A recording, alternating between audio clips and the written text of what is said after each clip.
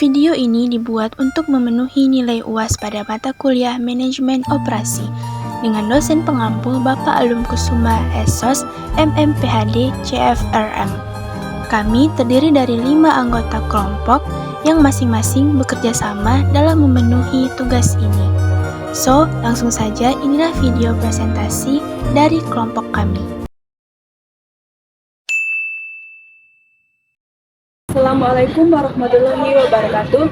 Halo semuanya, perkenalkan saya Erlina Nursa Fitri dengan NIM 220344145. Assalamualaikum warahmatullahi wabarakatuh. Perkenalkan nama saya adalah Fitriani dengan NIM 220344148. Assalamualaikum warahmatullahi wabarakatuh. Hai semuanya. Perkenalkan nama saya Nadia Citra Ayu dengan NIM 220304166. Assalamualaikum warahmatullahi wabarakatuh. Halo semuanya, saya Apriyani Rosita dengan NIM 220304175. Assalamualaikum warahmatullahi wabarakatuh. Perkenalkan nama saya Melah Rifletinsi dengan NIM 220304190. Materi analisa sumber daya manusia. Sumber daya manusia itu merupakan faktor sentral dalam organisasi, perusahaan, ataupun produksi. Nah, kebutuhan akan sumber daya manusia disesuaikan dengan bentuk serta tujuan perusahaan yang dibuat berdasarkan visi untuk kepentingan, dan di dalam pelaksanaannya misinya dikelola dan diurus oleh manusia karena manusia merupakan faktor strategis dalam suatu organisasi ataupun institusi. Kinerja manusia itu merupakan faktor yang sangat berperan penting bagi kinerja organisasi. Suatu organisasi tidak akan berfungsi tanpa adanya manusia. Nah, organisasi tidak akan unggul tanpa orang-orang yang handal dan termotivasi. Konsekuensinya, manajer operasi harus membentuk strategis sumber daya manusia yang tepat untuk menempatkan bakat yang tersedia untuk mendukung operasi perusahaan. Nah, lebih jauh lagi, manusia itu mahal harganya. Biaya untuk upah dan gaji itu sangat besar, sepertiga dari biaya total. Nah, oleh karena itu, diperlukan yang namanya strategi sumber daya manusia, yang setiap usaha bisnis itu akan selalu membutuhkan pihak lain agar usahanya dapat berjalan dengan baik. Kemitraan dengan pihak lain umumnya terjadi dalam hal penyediaan bahan baku ataupun pasok material atau barang untuk diolah atau dijual kepada konsumen akhir. Nah, manajemen rantai pasok yang biasa kita kenal dengan istilah supply chain management yang sangat penting dalam kaitannya dengan kemudahan pelanggan. Pelanggan itu memerlukan produk atau barang tersebut secara cepat. Nah, oleh karena itu penting untuk kita mengelola rantai pasokan agar pelanggan tidak kesulitan dan selalu memperoleh barang yang dia inginkan. Dari latar belakang yang telah kami sampaikan, di sini kami menyimpulkan rumusan masalah yang akan kami paparkan, yaitu pertama, apa sih peran sumber daya manusia itu dalam operasi? Yang kedua, bagaimana perencanaan rantai pasok sumber daya manusia?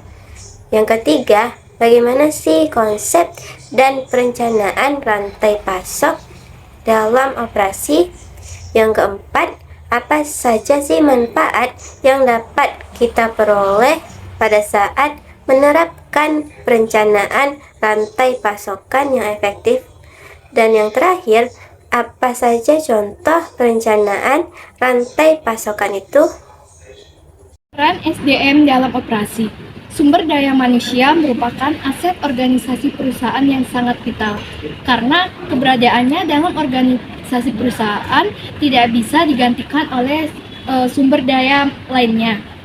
Betapapun modern teknologi yang digunakan atau seberapa banyak dana yang disiapkan, Tanpa dukungan sumber daya manusia yang memiliki kemampuan profesional, semuanya menjadi tidak bermakna. Analisis peran sumber daya manusia dalam operasi. Manajemen sumber daya manusia adalah komponen yang penting dari manajemen operasi karena melibatkan pengelolaan orang-orang yang melakukan operasi dan memastikan bahwa proses dan sistem berjalan dengan lancar. Perencanaan tentang kinerja merupakan aspek penting dari sumber daya manusia. Manajemen sumber daya manusia atau SDM juga berperan penting dalam manajemen operasi seperti rekrutmen dan seleksi, pelatihan dan pengembangan, manajemen kinerja, kompensasi dan manfaat, serta hubungan antar karyawan. Perencanaan rantai pasokan. Perencanaan rantai pasokan atau SCP adalah proses mengantisipasi permintaan produk dan merencanakan bahan dan komponennya, produksi, pemasaran, dan distribusi dan penjualan. Tujuan keseluruhannya adalah untuk menyeimbangkan penawaran dan permintaan, sehingga peluang pendapatan penjualan dapat dimanfaatkan sepenuhnya secara tepat waktu dan dengan biaya serendah mungkin. Proses perencanaan rantai pasokan hampir selalu dimulai dengan perencanaan permintaan. Nah, di sini tim yang terdiri dari orang-orang dari penjualan, pemasaran, dan produksi membuat perkiraan penjualan berdasarkan data historis dan informasi lainnya seperti data yang datang dari terminal point of sale atau biasa kita sebut sebagai POS. Nah, kemudian tim menganalisis data dalam spreadsheet, perangkat lunak, perencanaan permintaan khusus, atau penyimpanan data untuk mengidentifikasi pola yang memberikan petunjuk mengenai permintaan di masa depan. Nah, kemudian setelah rencana permintaan disetujui, rencana tersebut diterjemahkan ke dalam rencana produksi yang sesuai dan pada akhirnya dilaksanakan dalam berbagai langkah pelaksanaan rantai pasokan seperti distribusi dan pemenuhan pesanan. Nah, materi selanjutnya yaitu konsep dan perencanaan rantai pasokan. Nah, di sini terdapat 4 konsep dan perencanaan rantai pasokan. Yang pertama yaitu perencanaan penjualan dan operasi atau biasa disebut S dan OP. Nah, perencanaan penjualan operasi yaitu upaya untuk mencocokkan pasokan produsen dengan kebutuhan dan permintaan pelanggan dengan meminta departemen penjualan bekerja sama dengan departemen operasi. Nah, seperti manufaktur, pemasaran, dan pengadaan untuk mengembangkan rencana produksi tunggal. Nah, tim S dan OP memulai dengan mengumpulkan informasi seperti perkiraan terkini serta data penjualan dan inventaris, mengembangkan rencana permintaan, dan membuat rencana produksi berdasarkan kapasitas produksi dan distribusi yang tersedia. Kemudian, tim merekonsiliasi permintaan dan rencana produksi dengan kendala sumber daya seperti keuangan sebelum bertemu dengan para eksekutor untuk menyesuaikan rencana dan mendapatkan persetujuan akhir. Nah, yang kedua yaitu perencanaan kebutuhan material atau MRP. Nah, perencanaan kebutuhan material adalah suatu metode untuk menghitung dan merencanakan bahan baku dan komponen yang dibutuhkan untuk memproduksi produk yang dituangkan dalam permintaan atau rencana produksi. Nah, ini melibatkan seperti inventarisasi bahan dan komponen, mengidentifikasi bahan-bahan lain yang dibutuhkan, dan membuat rencana untuk memproduksi dan lainnya. Nah, peran penting MRP dalam rantai pasokan sudah sangat jelas ya, karena MRP mempengaruhi pasokan yang masuk ke produsen dan meninggalkannya dalam bentuk produk yang diteruskan sepanjang rantai ke distributor, pengecer, dan kemudian akhirnya ke konsumen. Nah, yang ketiga ada perencanaan produksi.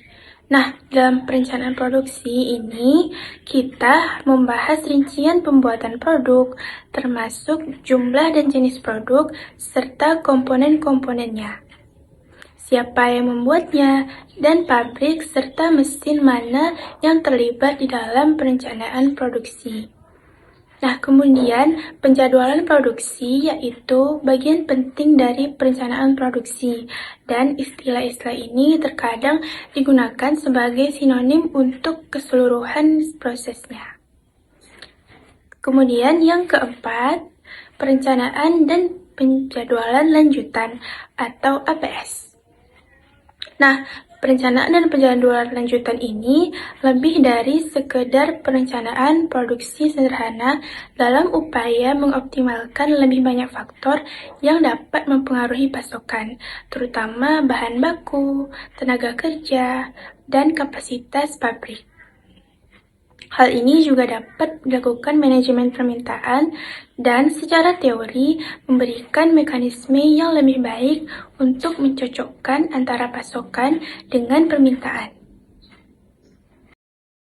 Baik, di sini saya akan menjelaskan mengenai penerapan perencanaan rantai pasokan yang efektif dapat memberikan manfaat atau keuntungan. Nah, antara lain yang pertama ada pengumpulan data yang lebih baik. Memiliki akses terhadap data yang akurat dan real time dapat meningkatkan pengambilan keputusan dan memfasilitasi proses yang sensitif terhadap waktu. Nah, ini tuh termasuk seperti manufaktur just in time. Yang kedua, ada manajemen inventaris yang ditingkatkan. Data inventaris terkini dapat memungkinkan produksi ramping dan overhead menjadi yang lebih rendah. Yang ketiga, ada peningkatan efisiensi. Peningkatan efisiensi ini di mana rencana permintaan dan produksi yang akurat dapat membantu organisasi mengidentifikasi inefisiensi, termasuk pemborosan bahan mentah dan kelebihan persediaan. Hal ini juga dapat membantu meningkatkan daya tanggap terhadap organisasi. Nah, untuk selanjutnya ada peningkatan kepuasan pelanggan. Peningkatan kepuasan pelanggan ini termasuk seperti melacak sentimen pelanggan dan permintaan produk dapat meningkatkan margin keuntungan. Selanjutnya ada manajemen siklus hidup produk yang ditingkatkan. Untuk selanjutnya ada kerjasama yang lebih baik. Di sini SJP memfasilitasi kerjasama antara vendor, distributor, bahkan organisasi.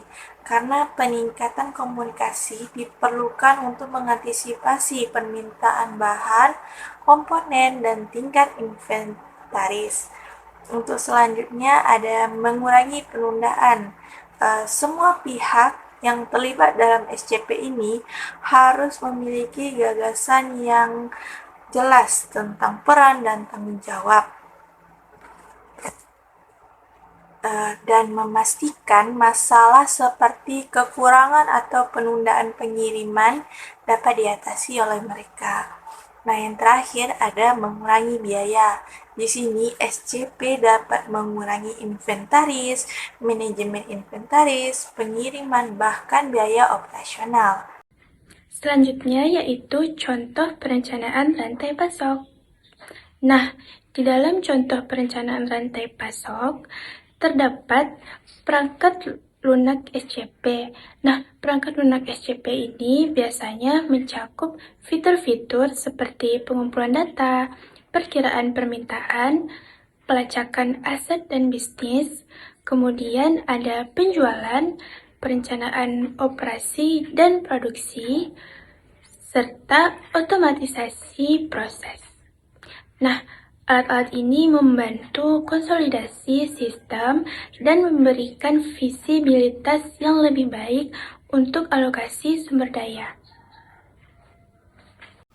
Dari materi yang telah kami paparkan, kami menarik kesimpulan bahwa perencanaan rantai pasokan atau SCP adalah proses mengantisipasi permintaan produk dan merencanakan bahan dan komponennya, produksi, pemasaran, distribusi, dan penjualan. Tujuan keseluruhannya adalah untuk menyeimbangkan penawaran dan permintaan sehingga peluang pendapatan penjualan dapat dimanfaatkan sepenuhnya secara tepat waktu dan dengan biaya serendah mungkin. Manajemen sumber daya manusia adalah komponen yang penting dari manajemen operasi karena melibatkan pengelolaan orang-orang yang melakukan operasi dan memastikan bahwa proses dan sistem berjalan dengan lancar. Perencanaan tentang kinerja merupakan aspek penting dari sumber daya manusia. Menerapkan perencanaan rantai pasokan yang efektif memberikan manfaat, yaitu pengumpulan data yang lebih baik, manajemen inventaris yang ditingkatkan, peningkatan efisiensi, peningkatan kepuasan pelanggan, serta mengurangi biaya.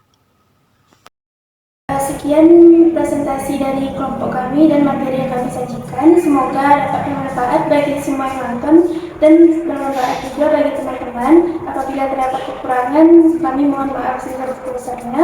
Kami akhiri dengan wabillahi taufiq wal hidayah. Wassalamualaikum warahmatullahi wabarakatuh.